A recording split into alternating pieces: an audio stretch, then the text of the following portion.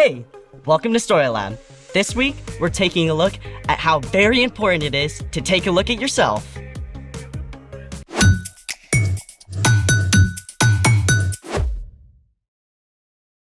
Hey, I'm Skylar. And I'm Sebastian. All month, we're talking about ways that we can grow in wisdom, just like Jesus did. Hey, it's a really good idea to do a mirror check before you go on camera. Good advice. You should take a look.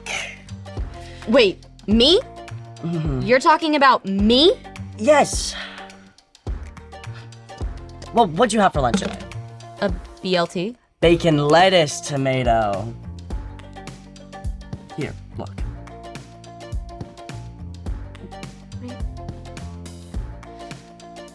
A tiny microscopic piece of lettuce? How'd you even spot that? Sharp eyes. I mean, it's good you've got me around to keep yourself from embarrassing yourself. Yeah, about that. Oh. Yikes. Maybe follow your own advice. I should have taken a closer look at myself. Sometimes we all need a closer look. Want to practice? I think I need to. Let's do it! Welcome to See It! It's the game where you have 15 seconds to see a unique sea creature! Oh, see like the ocean and see like you look at, oh. Yeah, we got it. You all can do this with us. Get ready. For your first challenge, you're looking for this clownfish in a coral reef. It's time to see it! I don't even know where to look. Do you guys see it? It's so colorful. Oh, wait, is that? No. Come on. Got it! Wait, where was it? Oh. Yeah, I should have seen that. I can do better. Here's your second See It challenge! Find this purple bat star in the kelp forest! Bat star? Kelp forest? And now, it's time to see it! Oh, this one's even harder. So pretty. Can you guys see it? It's gotta be... Wait. I see it! Where? Right over there! Way to go! You spotted the bat signal. Can we look for one more? In a little while. But right now, it's time to look at... The story before the story! Today, we're in the book of Matthew. Matthew is one of the 4 books called the Gospels. These books tell the story from the life of Jesus. Matthew was written down by one of Jesus' followers, a tax collector whose life was turned upside down by his friendship with Jesus. When Jesus was about 30 years old, he began to travel from town to town, teaching and healing. Everywhere Jesus went, big crowds gathered. Many sick people were desperate to be made well, and Jesus healed them. But Jesus also cared about people's hearts and minds. So, he showed them what it looks like to love God and love others.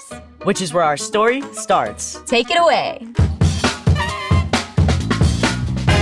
Hey everyone, I'm Jen.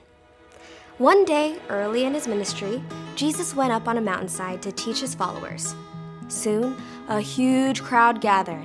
The amazing truths Jesus taught during that time have come to be known as the Sermon on the Mount. Today, we're taking a look at one of these truths. Here goes. Do not judge other people.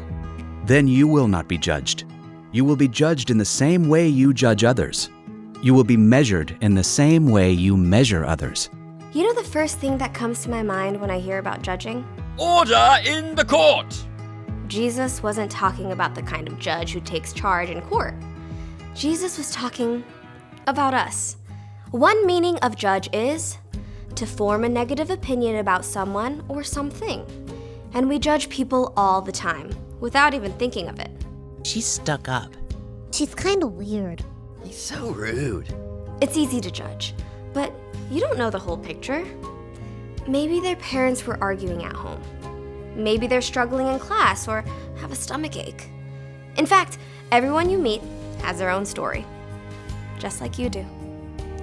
When you judge someone quickly, you're saying that their story doesn't matter, even though they are just as loved by God as you are.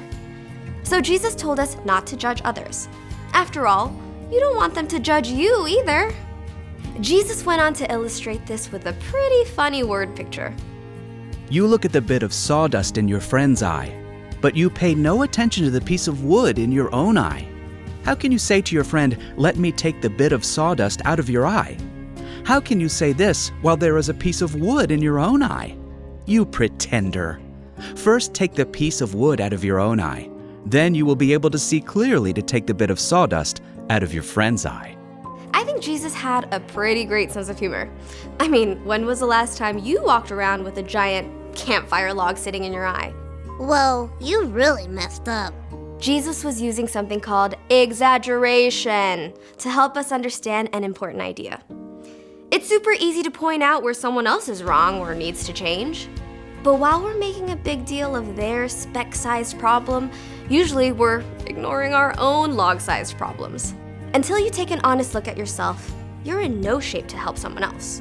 Maybe you're on a road trip and you are sick of your sisters whining about how long it's taking. You just want to yell. You are such a crabby pants. But when you stop and think about it, you realize that you have spent the whole trip so far griping about Dad's music and how Mom packed the wrong snacks. Everyone, I'm sorry for complaining so much.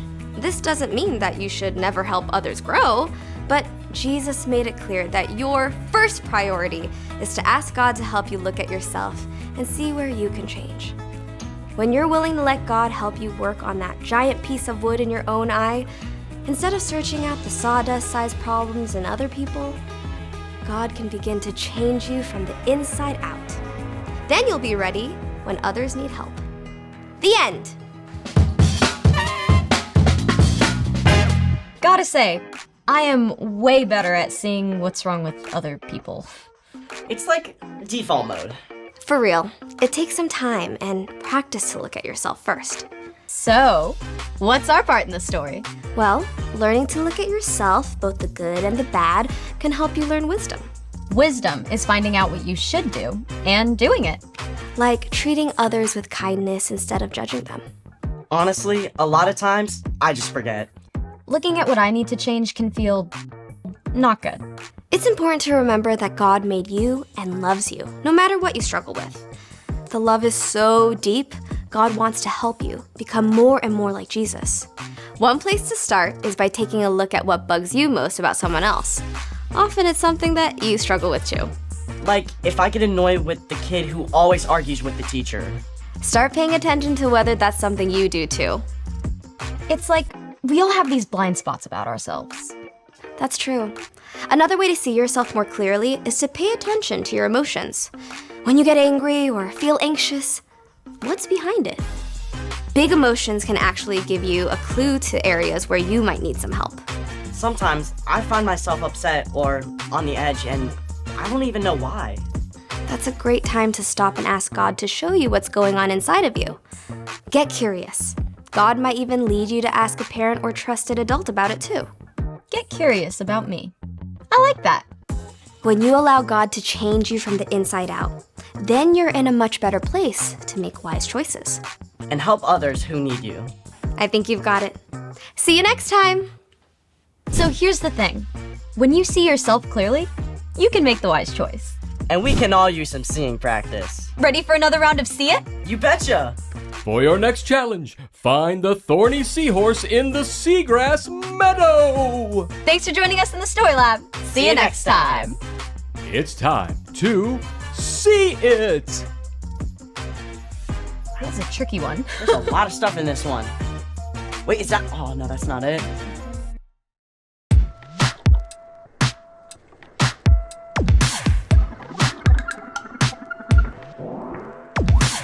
I've got so many questions. There's so much to learn that I don't know. I don't have a direction, but God, I know you show me where to go. You help me to see the best I can be. Now there's no stopping me. I wanna go further, I wanna go faster. God, your wisdom is all that I'm after. I want